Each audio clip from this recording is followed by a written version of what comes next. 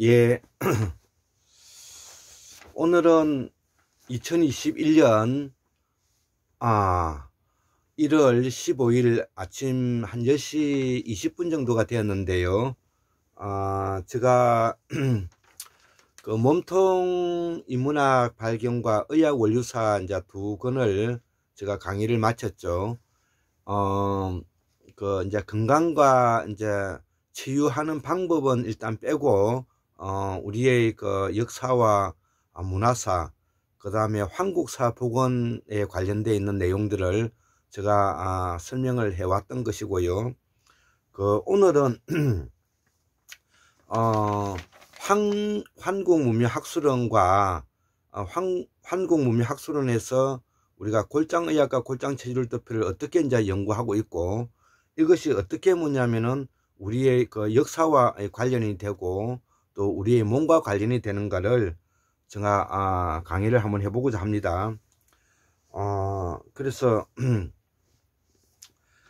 나는 골장의학과 골장체질 도표를 통해서 인간의 건강 문제를 연구하고 고민하였다는 것이죠. 그래서 이 골장체질을 연구를 하다 보면은 아주 남쪽에서 따뜻한 지방에서 성장한 유전자 변이와 체질, 골격, 피부, 성격이 북쪽 추운 지방에서 성장한 모습과는 매우 다름을 알 수가 있기에 나는 이를 남방 문화권 체질, 그 다음 북방 문화권 체질로 대비를 하였다는 것이죠. 제가 이 아침에 이렇게 뭐냐면은 한번 적어 봤습니다. 예, 이렇게 적어 보았습니다. 그래서 이미 우리 그 나라에서도 구한말에 이제 동무 이재마 선생의 그 사상 체질, 즉 그 음양 체질에서 연구 결과가 있죠. 그런데 이 동무 이재마 선생의 그 음양체질, 사상체질은 매우 뭐냐면은 그 철학적인 요소가 강하다는 것이죠. 그래서 이 사상체질은 매우 추상적이고 관념화되어 있는 철학서여서 이를 의학이라고 하기는 매우 좀 어려운 점이 있더라는 것이죠. 예. 그럼에도 불구하고 동무 이재마 선생님께서 체질을 우리의 그 음양과 대비시켜서 사상 체질을 만들어 낸 거는 매우 뭐냐면 창의적이고 그 우수한 획기적인 뭐냐면은 사고의 발상이라고 아니할 수 없는 것입니다. 그러나 저희 입장에서는 냉정하게 표현하면 이 사상체질은 건강을 탐방한 탐방이라고 저는 생각이 들었다는 것이죠.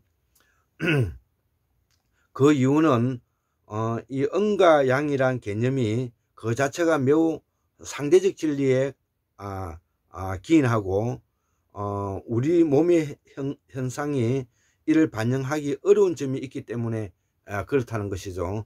즉 이 사상체질에서 말하고 있는 음과 양이라는 것이 이거를 특정 지우기가 어렵다는 것이죠. 예. 그 인간의 입장에서 보는 이 사상체질에서 말하는 음양이라는 것이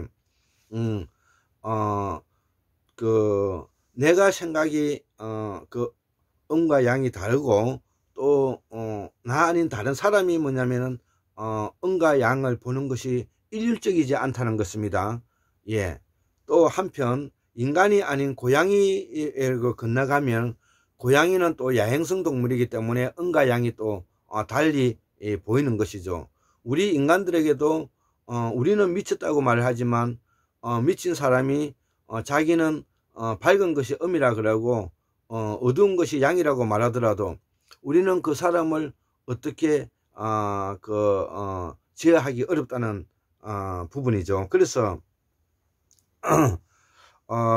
이 사상체질에 그런 문제점이 있다는 것이죠. 그러나 이 골장 체질은 뼈와 고기라는 현황적인 뭐냐면 실체를 바로 알 수가 있고, 이를 구성하는 구조와 기능이 명확하기 때문에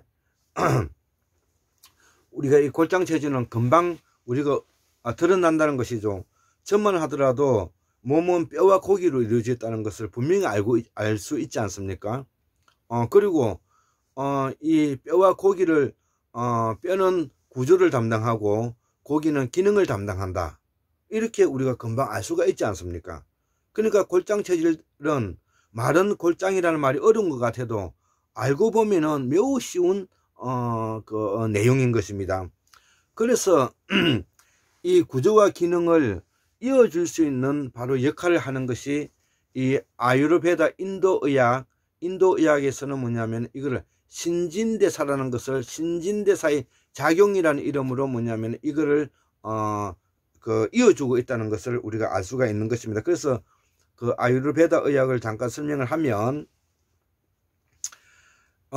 이 인도 의학인 아유르베다 의학은 신진대사를 도입하여 인체의 구조와 기능의 조화 균형을 중시하여 이 아유르베다 뜻이 삶의 생활의 균형을 이룬다는 것이라는 것이죠. 이것이 인도 의학을 우리가 만들었다는 것이죠.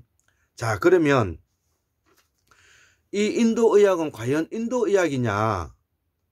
예, 이렇게 이제 우리가 한번 또 따져봐야 되겠죠. 그래서 이 한국문명학술원에서 제가 연구원으로서 이제 이렇게 공부를 하면서 인도 의학이라고 지칭하는 이 아유르베다는 인도 의학이라고 볼 수가 없다는 것입니다. 왜 그러냐면은 이 아유르베다는 말 자체가 인도 그 지역에서 쓰는 실담어의 말이기도 하지만 우리가 지금 쓰고 있는 말 속에서도 이 아유르베다 의학을 우리가 이해할 수가 있기 때문입니다. 그렇기 때문에 지금 현재는 인도 티벳 이렇게 나누어져서 나라가 있지만은 그전에는 뭉뚱그려서 이거를 뭐냐면 천축지역이라고 표현했지 않습니까? 그렇기 때문에 수수만 년 된 이 의학은 천축의학이라고 표현해야 맞다는 것이죠. 그렇기 때문에 이 천축의학이라고 표현하는 것이 맞았다면은 그 시대 때 살았던 천축의 사람들과 천축인의 뭐냐면 지도자였던 천축한인들의 뭐냐면은 삶의 지혜다, 이렇게 이제 이해할 수가 있는 것입니다. 그래서 이 아유르베다는 천축의 철학이요 지혜이며 생활 양식이고 균형과 조화라는 것을 우리가 확인할 수가 있다는 것이죠. 그래서 인도 의학은 천축 의학이고 티벳 의학인 장의학도, 티벳 의학을 우리가 장의학이라고 해요. 이 장의학도 넓은 의미에서 천축 의학이라고 표현하는 것이 맞다는 것이죠. 그렇기 때문에 한나라 시대 때 천축이라는 말을 쓰긴 했지만 그 전에 연독이라든지 신두라든지 힌두라는 말을 우리가 불려주고 있기 때문에 이 지역을 뭐냐면 천축 강력을 우리가 동서의학이 자리 잡기 이전에, 서양의학, 동양의학 자리 잡기 이전에 뭐냐면은 이것이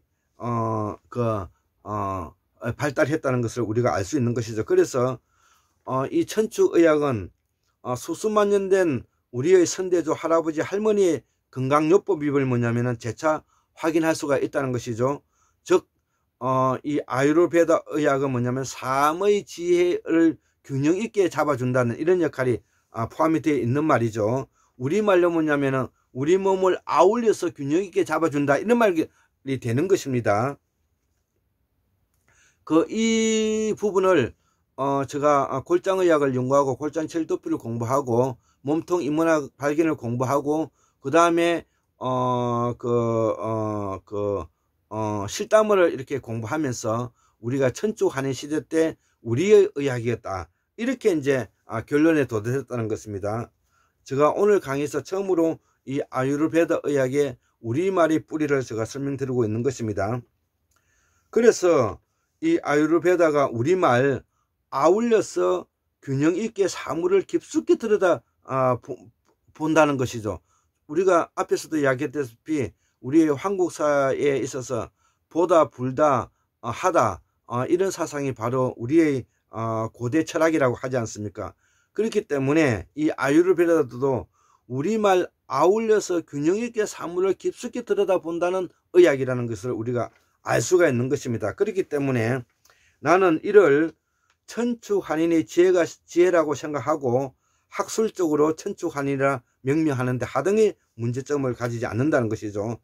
자, 그러면 방구환인이 마지막 그 빙하기 때 이제 개벽 시기에 나침반과 같은 길을 열어주었다고 하지 않습니까?